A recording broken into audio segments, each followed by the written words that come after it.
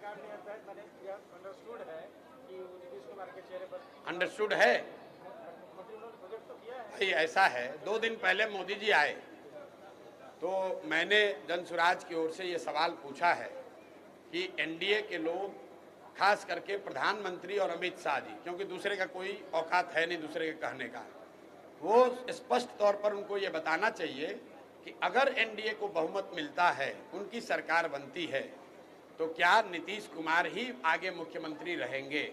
क्योंकि अभी तक इन 2 महानुभावों ने, देश के प्रधानमंत्री नरेंद्र मोदी जी ने और अमित शाह जी ने, ये नहीं कहा है कि जीतने के बाद नीतीश कुमार ही रहेंगे।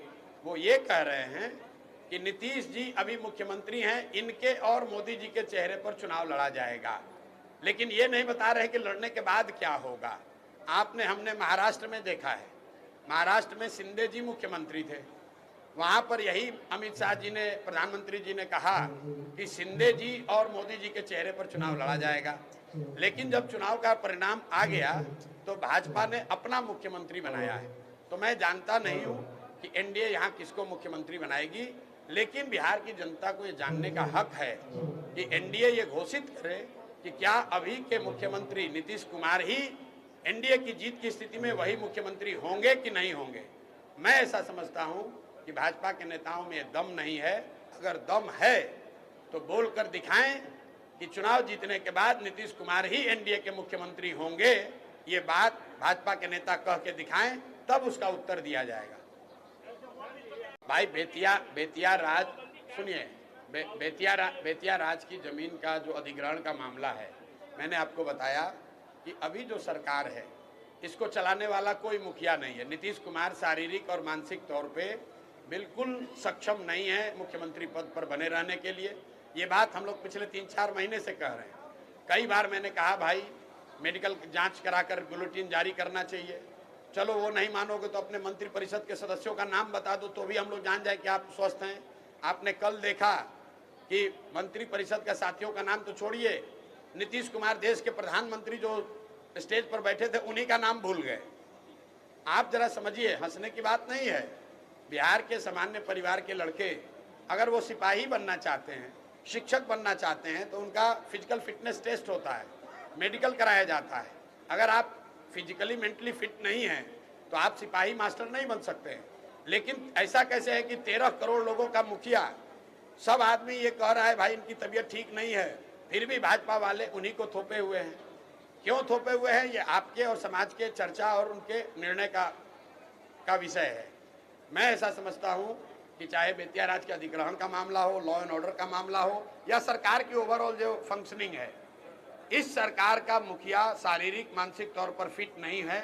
सरकार को मुख्यमंत्री नीतीश कुमार नहीं चला रहे हैं, 3-4 रिटायर्ड ब्यूरोक्रेट जो उनके सलाहकार है वो लोग चला रहा है, और 3-4 उगाही मंत्री है। मैं उनको कहता हूँ सब उगाही मंत्री है। जो 4-5 महीने बचे हुए हैं ये लोग लूटने में लगे हुए हैं। जिस सरकार का कोई मुखिया नहीं होगा उसमें इसी तरह के कानून बनेंगे, इसी तरह की गलतियां होंगी। आप देख रहे हैं कानून व्यवस्था की हालत, रोज मर्डर हो रहा है, रोज हंगामा हो रहा है। लेकिन आपने सुना कि नीतीश कुमार ने लॉ एंड ऑर्डर के रिव्यू के लिए कोई बैठक बुलाई है? क्यों नहीं बुलाया है? क्योंकि नीतीश कुमार को वो स्थिति ही नहीं है कि वो कोई बैठक बुलाए उसमें रिव्यू करे। आपने कोई नीतीश कुमार का पत्रकार वार्ता देखा पिछले 4-6 महीने में? आपने नीतीश कुमार को कोई भाषण देते सुना? भाई वो कागज लेके पढ़ रहे हैं, और जो पढ़ रहे हैं उसमें भी आधी बात गलत बोल रहे हैं। किसी के सर पर गमला रख दिया, किसी के कंधे पर हाथ रख दिया, किसी का नाम गलत बुला दिया।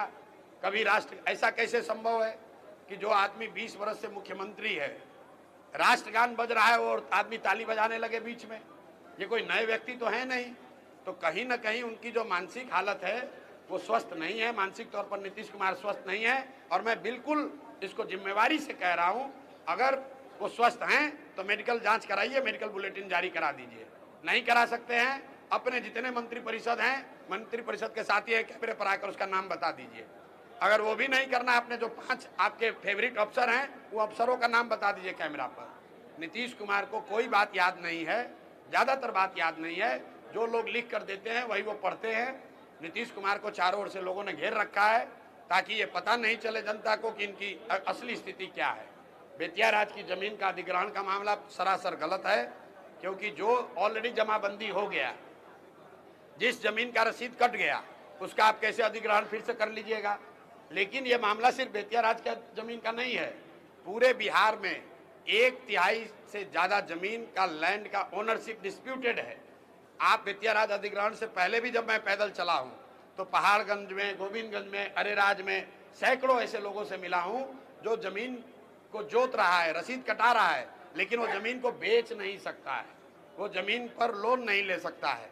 लोगों का बेटी का शादी है, उसकी जमीन है लेकिन वो बेच नहीं सकता है। ये परेशानी पूरे बिहार में है। मैंने आपको पहले ही कहा कि जमीन भूमि सुधार के मामले पर जनसुराज पहले ही राज्यव्यापी एक आंदोलन चला रहा है, और बेतिया राज अधिग्रहण का जो पूरा कानून आया है सरासर गलत है और हम लोग उसके विरोध में खड़े हैं।